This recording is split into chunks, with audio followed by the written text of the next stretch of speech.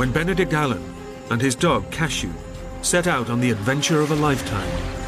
His childhood dream soon becomes a battle to survive. Suddenly I found the situation out of control. Wham!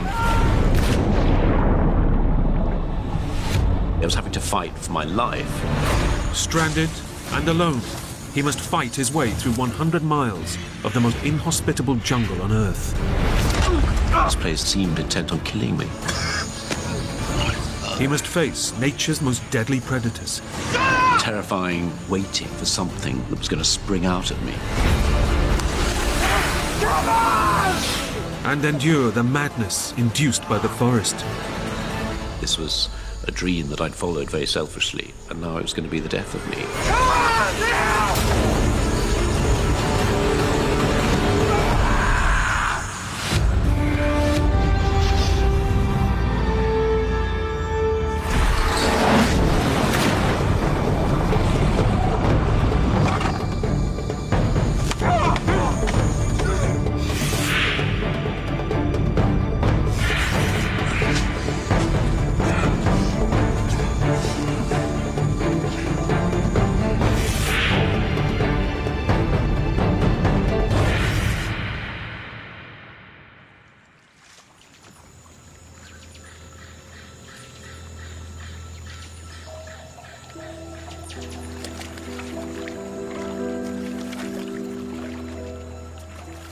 22-year-old Benedict Allen has always been a dreamer, and he's living his biggest dream yet.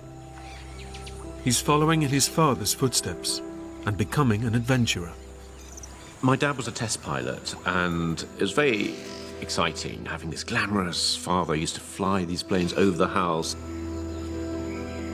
And I just assumed that one day I'd be an adventurer of some sort, just like my dad. I just wanted to be like one of those great explorers like Cook or H.M. Stanley or Livingstone.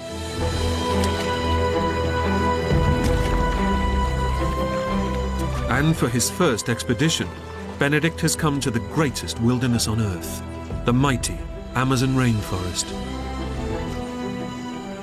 As a child, I read in my books about El Dorado, which was this mythical land of gold. But no one found El Dorado, and I thought one day that would be my destiny.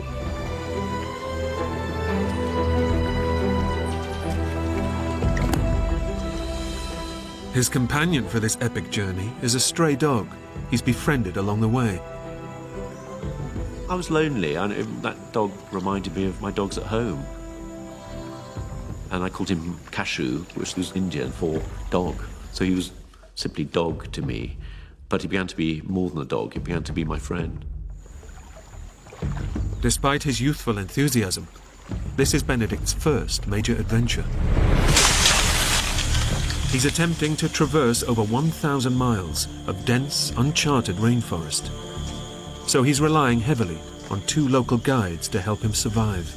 They taught me how to feel comfortable in the forest, which to me was a confusing place.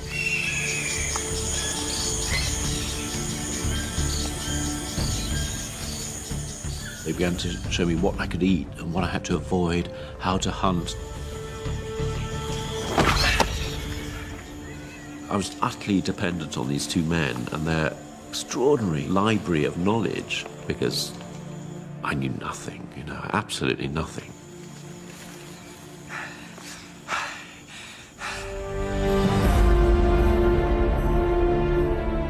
For 3 months, they head deeper into the vast rainforest and are nearing the supposed location of El Dorado, the city of gold.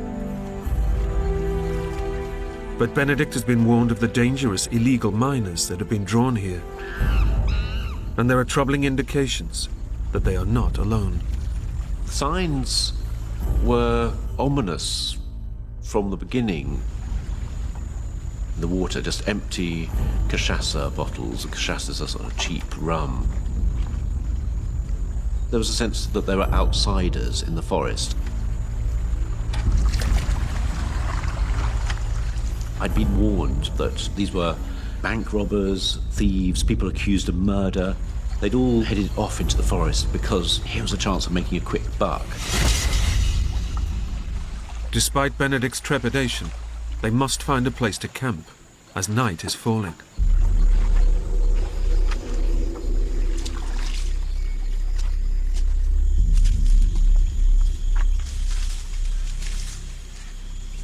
We went off through the trees, and suddenly we stumbled across this small settlement.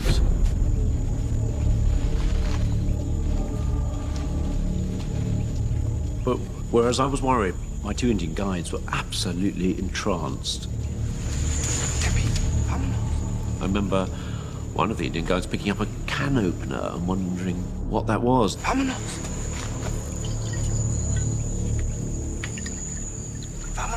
Suddenly, this character, Mendez, arrived. He was the classic gold miner. And I just felt I've got to get out of here. ¿Qué estás haciendo aquí, entonces?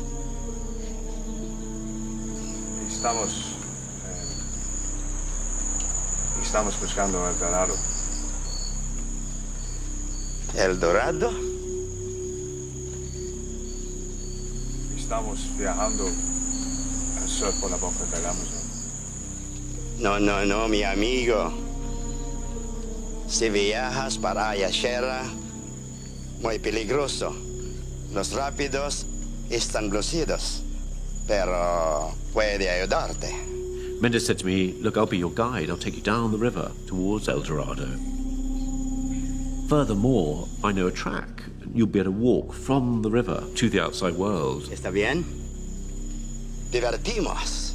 And I thought, well, maybe I've misjudged this gold miner. Maybe he isn't that bad. But I thought I should go along with this plan. I'll be heading in the right direction at least.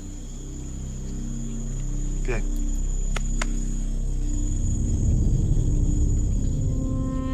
Benedict reluctantly agrees to the offer and settles down for the night.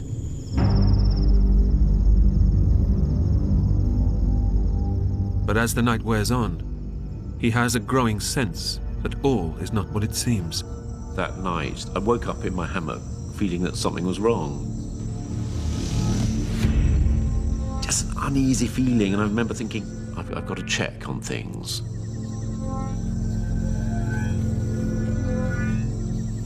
So I put on my boots, potted down to the river to see if my canoe was still there, see my supplies were there. I think effectively I was making sure that my exit was okay.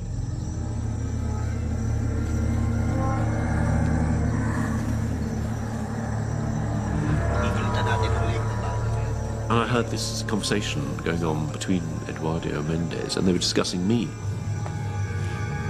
They were saying, why don't we go and slit his throat right now? Porque no rajamos la garganta ahora. Los indios que tendrán problemas si lo matamos. No. A ellos le dan igual. I had a rising sense of fear, and adrenaline began thumping in my ears. Venga. Lo hacemos ahora. ¿Quién va a ser? No lo haré cuando está durmiendo. And I realized I'm just going to be killed. These are my last moments alive. I just thought, go, I have to run, get out of here. Gathered my hammock together, my mosquito net, ran to the canoe. And suddenly, I was in the darkness in my canoe with my dog. And with his loyal friend Cashew, Benedict makes it away from danger. My first thought was relief. Then I had this terrible, dawning realization that I wasn't safe at all. I was surrounded by forest. It was the middle of the night, and I was very, very alone. Without his guides, Benedict is now stranded in over 2 million square miles of rainforest, with no one to show him the route out. I really was not at the end of a nightmare, but at the beginning of one. Cashew. Let's get out of here, boy. I paddled upriver for maybe an hour, and I thought, I'll just calm down, I'll just pull into the side.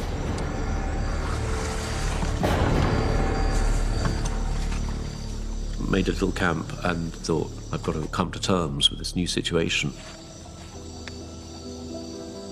And the situation was, my childhood dreams were over. And I felt, I've got to get out of here, got to get out of here. And there was blood pounding through my head. I did not know what was out there in the forest. And I didn't know myself, really. I didn't know whether I had it in me to survive.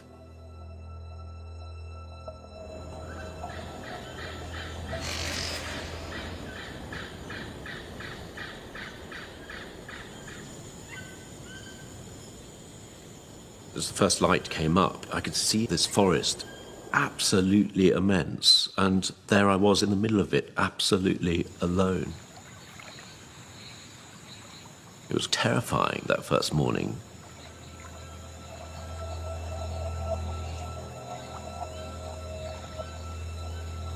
But after a little while I thought, no, come on, pull yourself together, it's the first day. So I began looking at my supplies, trying to work out whether I had enough to get me out of the forest. Good boy. And by Benedict's estimations, he has enough rice, sugar and dried meat to last him approximately 2 weeks. And he has a mosquito net, a machete and a survival kit. All the basics he needs to stay alive. If I wanted to see my mum and dad again, I was going to have to take a chance on finding a trail out of the forest, and that's the option that seemed to be the only sensible one. But Benedict knows that searching for a route out of the forest means heading off into completely uncharted waters.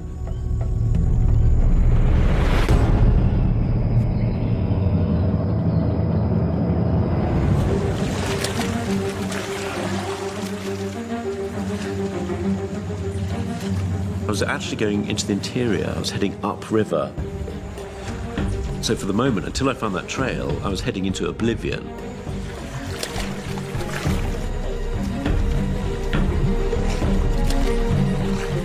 As I paddled away upstream, I was feeling more and more hopeful. Then, suddenly, there were rapids.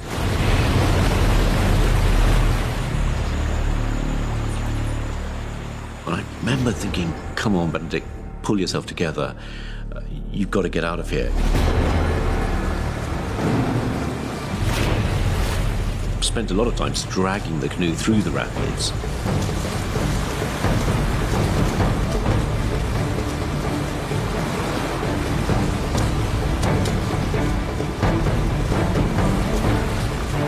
It was immensely hard work. It just seemed relentless that I was just fighting all the time this river.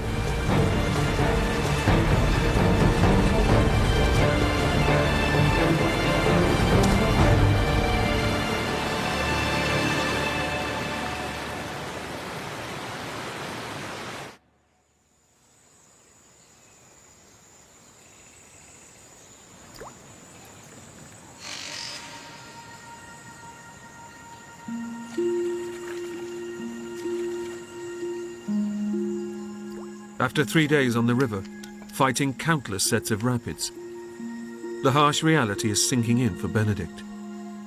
He's heading deeper and deeper into the forest, and there is still no sign of the trail.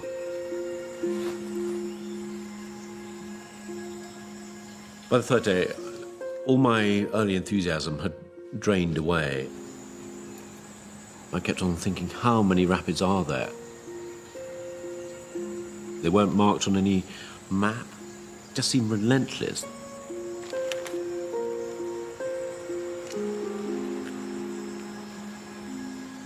Physically, I felt a wreck. My hands were in ribbons and blisters all over the place, burns from this rope.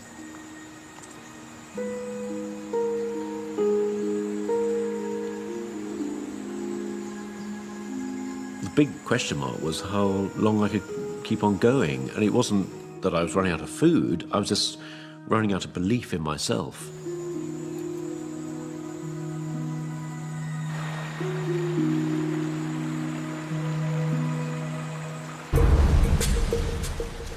By mid-afternoon, it seems Benedict and Cashew have cleared the worst of the rapids. They can now continue to search for a way out of the forest. I remember starting to paddle my way into the clear water, but I hadn't quite got far enough. Suddenly I found the situation out of control. I started going backwards. It became absolutely terrifying. I realised that I was fighting for my survival. I had to keep this canoe upright. But then, wham! The canoe shattered with the impact. Everything now ended up in the water. The dog, the supplies, and me. It was a moment of absolute terror as I realised not only was I losing my possessions, but actually I was having to fight for my life. I was gagging on the water, trying to get my breath.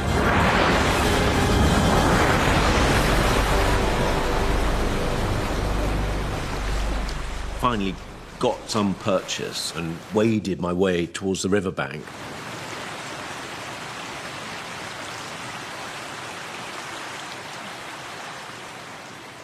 I remember just trying to take in the situation, and the situation was that I'd lost virtually everything I needed in order to survive, and lost my companionship, Cashew, the dog.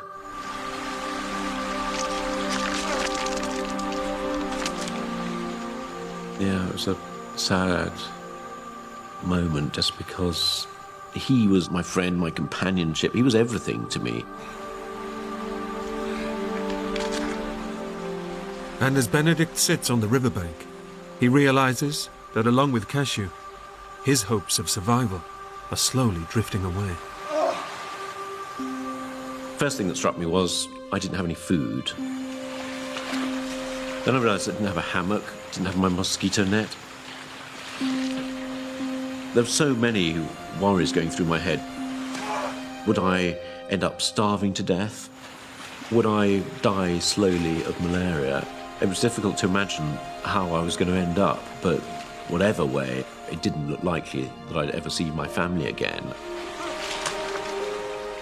Benedict knows that no one will be looking for him, because his expedition is not due to finish for at least 3 months.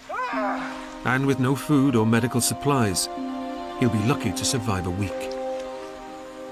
The situation was beautifully clear in a way. If I stayed where I was, I thought I would just die. I thought I've just got to get out of this place. I thought, what have I got to get me out of the forest? There was an old rucksack. There was a water bottle, a machete, but above all, my survival kit. Fishing hooks, fishing line, distress flares, spare compass. So key, simple things. I got out my little notebook and I made a little map. Anything I can remember, I put onto this map. Benedict realizes that the river is no longer a viable route, and the only possible way out is to walk directly into the jungle and attempt to hike out on foot.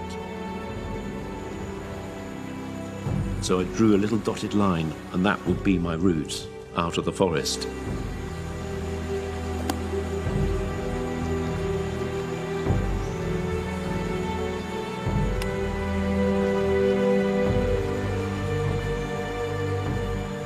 And it was a huge, huge moment as I'd walked away from the sunlight into the unknown.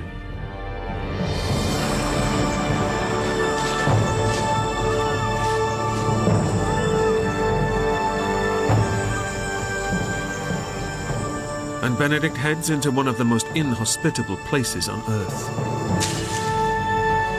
the Amazon rainforest.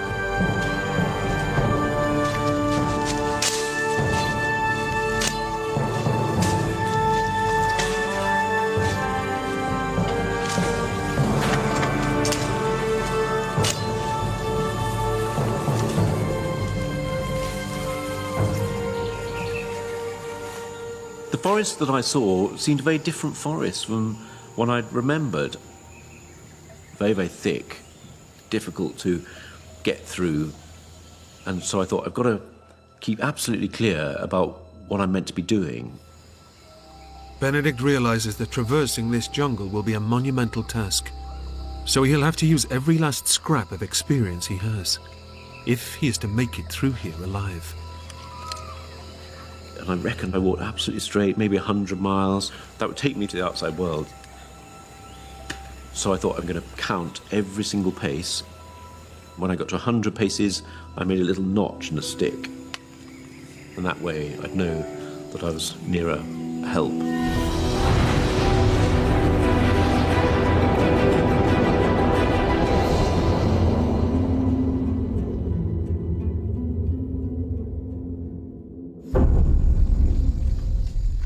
For hours, Benedict fights his way through the jungle.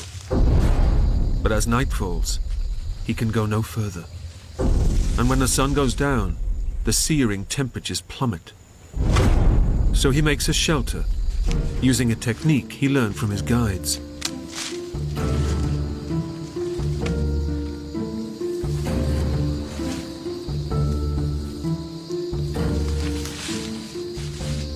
Oh, it doesn't look too bad, really. I felt a little bit of pride.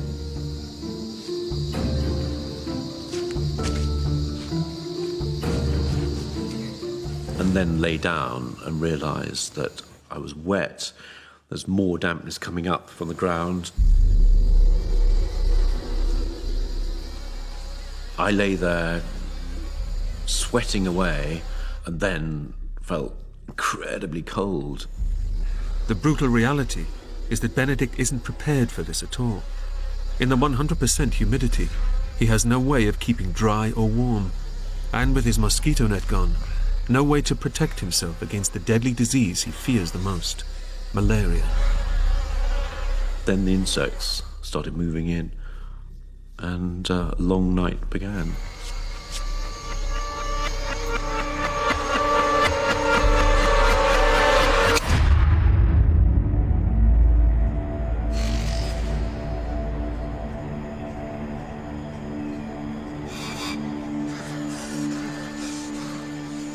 I was feeling absolutely terrible, wrung out, because I've been awake all night with the insects.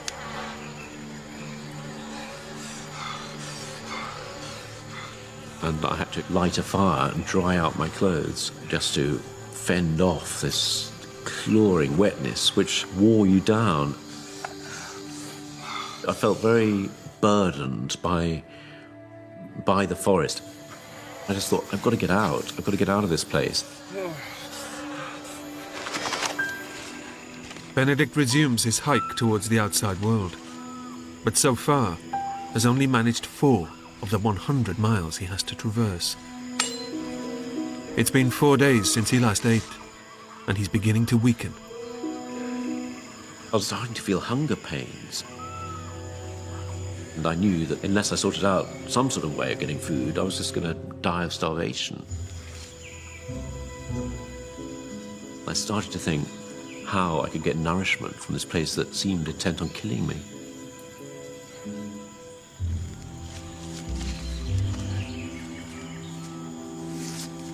So I thought, okay, I've got to settle myself down and build a few traps. And Benedict knows that if you want to trap an animal, you have to find its trail. You make 2 parallel lines of sticks that you jab into the forest floor, and you funnel the mouse along. And there's a little bit of bait that you put at the end, and it triggers a mechanism, and boom, a log comes down and flattens the mouse, and you get this flat rodent for your supper.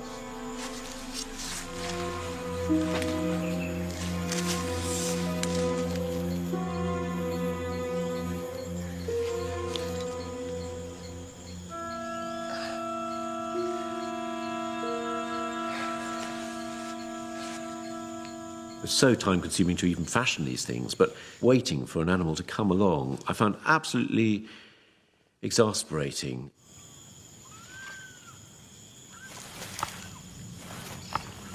I thought, I'm totally incompetent here. I don't belong in the forest, and furthermore, the forest seems to know it. It's almost like I'd been found out.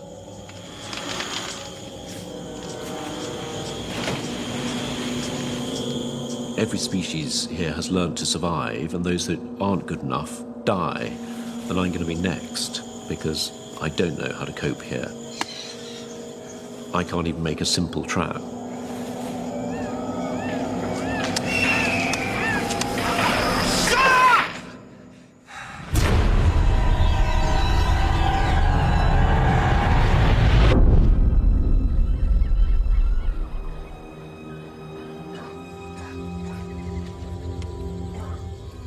I began to dread every evening.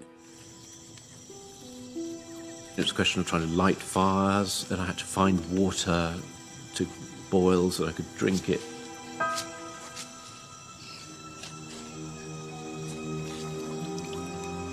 And all of this was taking time when I was already exhausted from trying to make progress through the forest.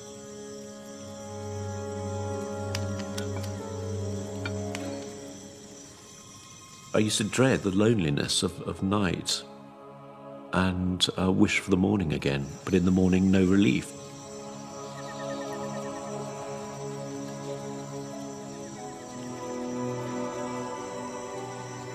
I felt like a hamster on a treadmill heading to nowhere.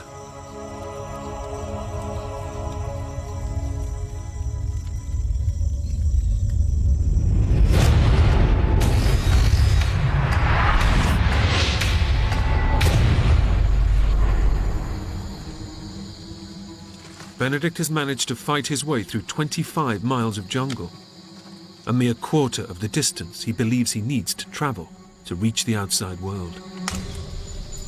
The only food he's eaten are the tips of ferns, but it's not enough, and he's beginning to experience the first effects of starvation.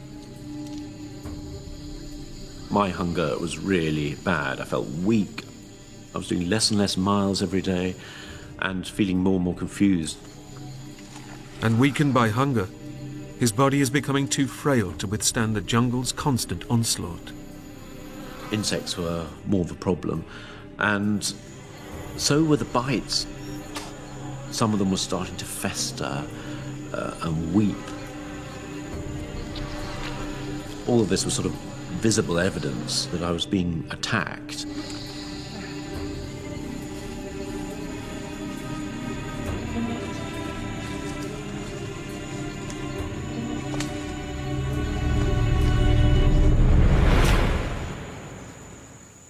And suddenly, there was a palm tree.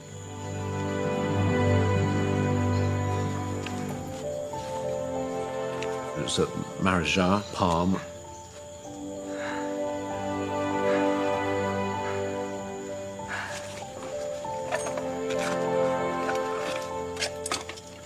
And I remembered how my guides had taken the berries and they'd made a wonderful purple mush. Suddenly had all the energy in the world because I saw hope now.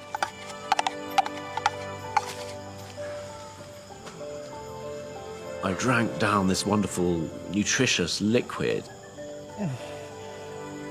God, it felt so good to have my stomach full.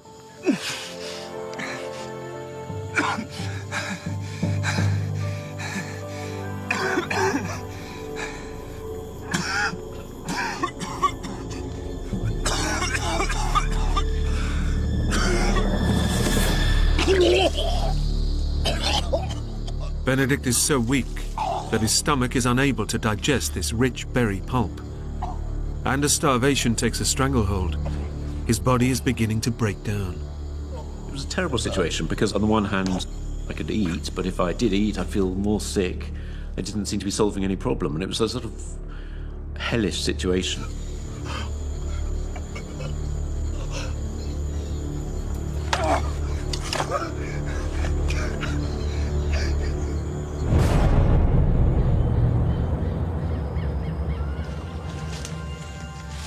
Despite his sickness, Benedict pushes onwards, but he's getting weaker by the hour, and it's not just the result of malnutrition. Gradually, I realized I was succumbing to something. Sweat was becoming more and more obvious to me. Looking at my hand, I'd see it shaking and shaking.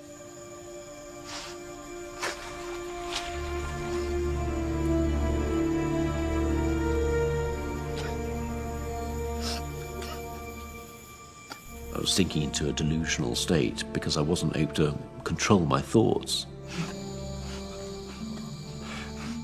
After almost 2 weeks of relentless attack, Benedict has finally succumbed to his biggest fear. I thought, this is the taste of malaria that I'd always been warned about. And now it's my turn to experience it myself, as someone who was exhausted and starting to starve to death. The malarial parasites are destroying Benedict's red blood cells, starving his body and brain of oxygen. And knowing he faces almost certain death in the forest, his thoughts turn to his family, over 5,000 miles away. It was a sort of sadness at first, feeling of terrible defeat. I thought no one's going to be able to imagine what my last days were like. I had a feeling also of disappointment. I'd beat my mum and dad. But the truth was, this was a dream that I'd followed very selfishly. And now it was going to be the death of me.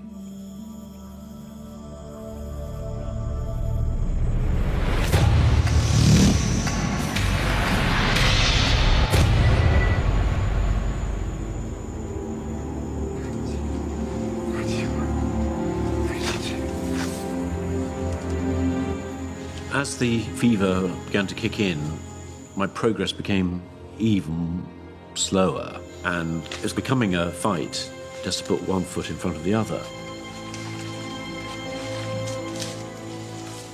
And my hope of getting beyond the trees was fading away.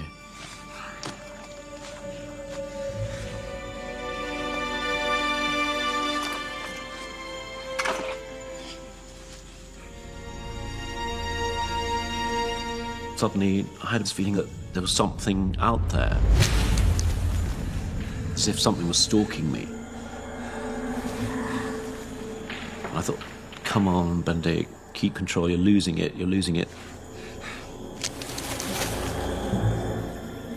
Suddenly, I heard this rustle, and my worst fear was that it was a jaguar. And it was terrifying, waiting for something that was going to spring out at me. Come on! Yeah!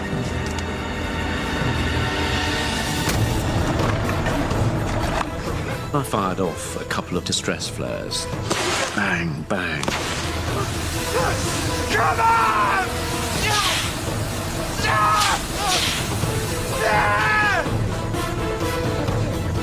And nothing.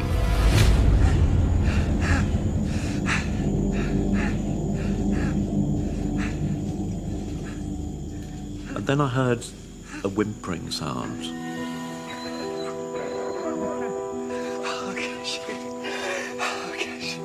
Well done. Incredibly, after vanishing in the rapids 2 weeks before, Cashew has tracked his old friend through 40 miles of rainforest. And all at once, the horrors of his situation seem to drift away. It suddenly felt like I'd been given a miracle, a sign of hope that everything was going to be okay again.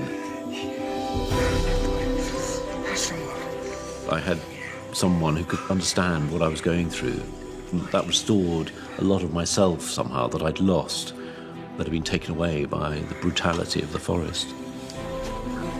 Cashew's reappearance has lifted Benedict's spirits and reinvigorated his determination to get home. But he's desperately malnourished, fighting a killer disease, and rapidly running out of time.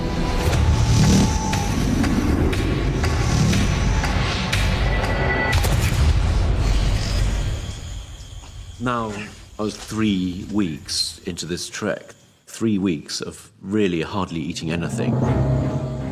After walking for 70 miles, Benedict is now in the advanced stages of starvation, and the malarial parasites are rapidly colonizing and destroying his body. He knows that his condition is reaching critical. And I was so aware that I was running out of time. Cashew seemed to be lagging more and more behind. And I thought, I can't have you as a passenger. Cashew! Cashew! Cashew! Cashew!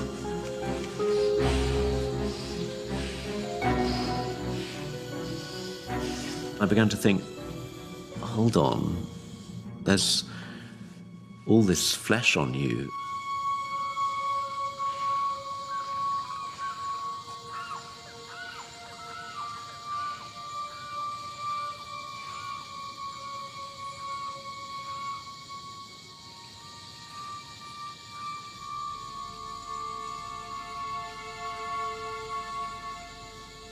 But it was inconceivable that he could ever be my food. Cashew!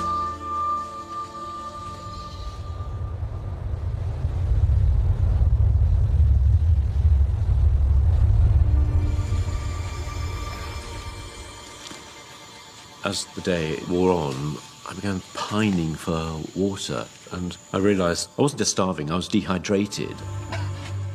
Benedict's life is now hanging in the balance. The combined effects of starvation and malaria mean that he must take on more and more fluid, but it's becoming ever harder to find. And whereas a normal person can last 3 days without water, in his condition, he won't last 24 hours. I was desperately licking leaves, I was licking stones just to get a bit of water into my system, just to sustain myself.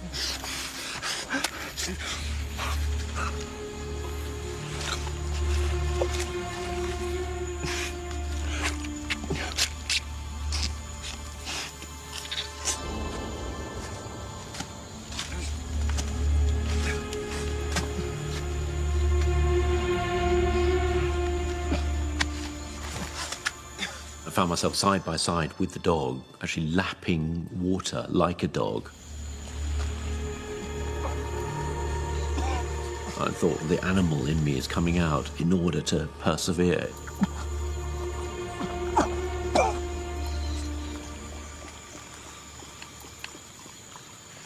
Become like you, Cashew. I was in a desperate state.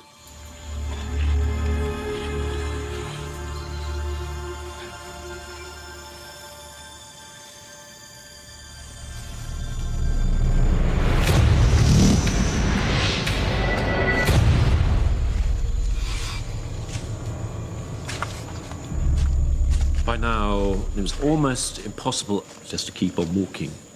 It was a real crisis point. Mentally, I had less of a grip on what was going on.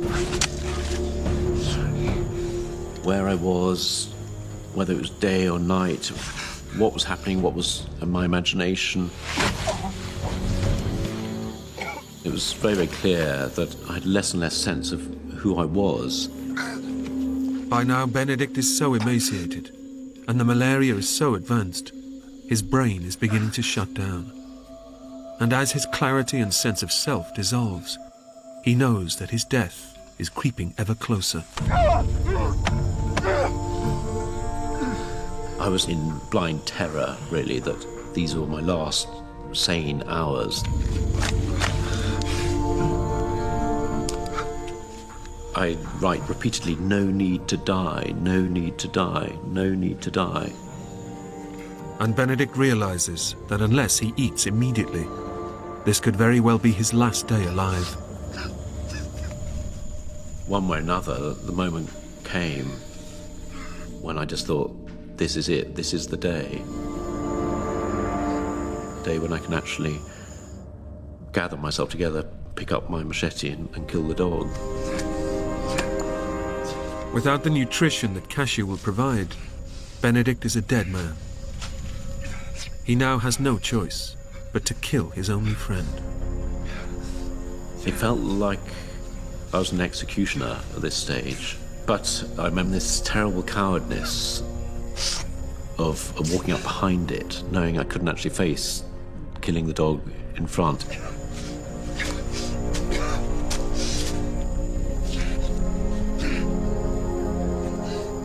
I struck it a blow on the head from behind.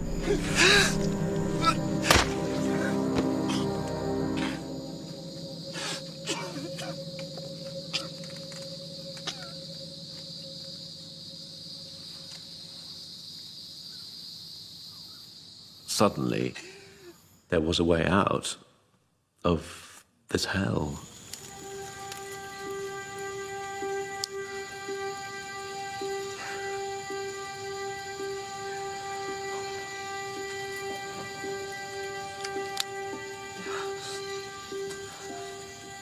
For now, I concentrate on the most nutritious parts, the kidneys, the liver, heart, and I put them on the fire.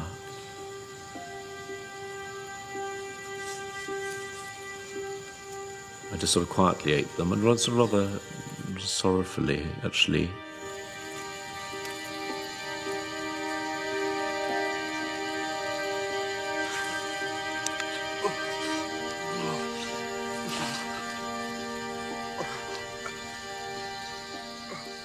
But Benedict cannot ingest the meat. The malaria is making his stomach reject anything he forces into it. And the realization dawns. He's just used his last chance.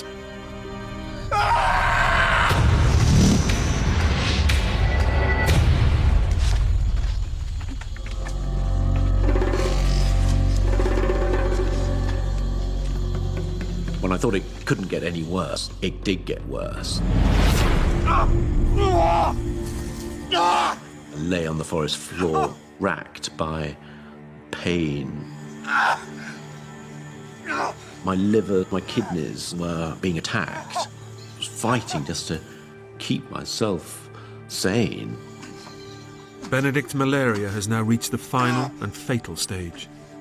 The parasites are aggressively multiplying and destroying his vital organs, causing his body to collapse. Within 24 hours, he will experience first coma, then death. This was the moment when it could all end very, very quickly.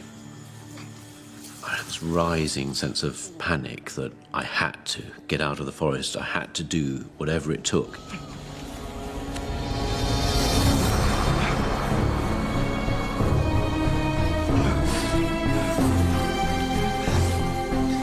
Whatever happened, I had to keep moving. Keep on putting one foot in front of the other. I kept on going, making pitiful progress, and sometimes no progress at all. Couldn't even think straight. I couldn't even see my compass.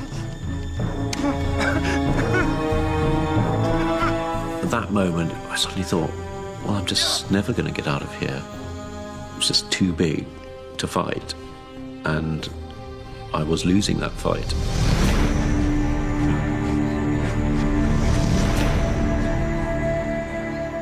Benedict simply cannot go on. He's just too weak, too ravaged by disease.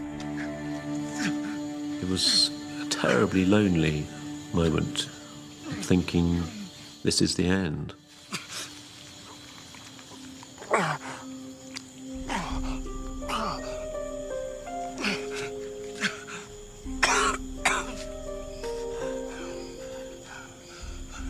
And suddenly, amongst all this despair, this confusion, this feeling of being trapped in this prison, a sight that will always stay with me.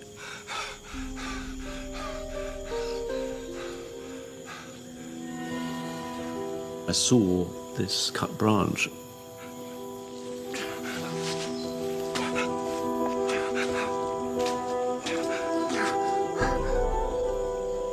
The cut itself was blackened, so it had been cut some time ago, but had been cut by a human. And I realised there was actually quite a few of these branches. This was actually the edge of the outside world. I started investigating, and there was a trail.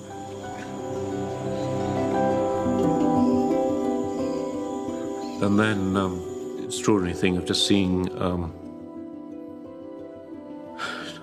daylight, and it's still emotional to me, just this reconnection with the outside world.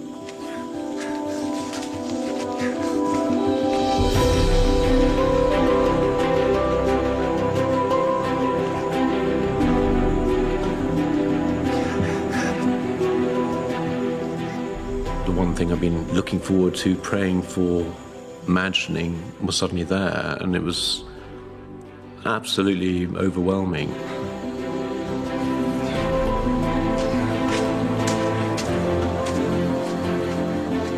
And I found myself in the back of a garden.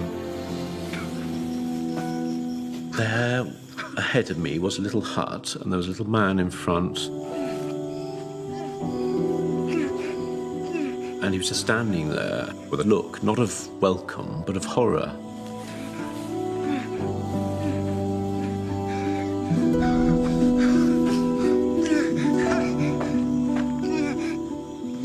And that was my last memory.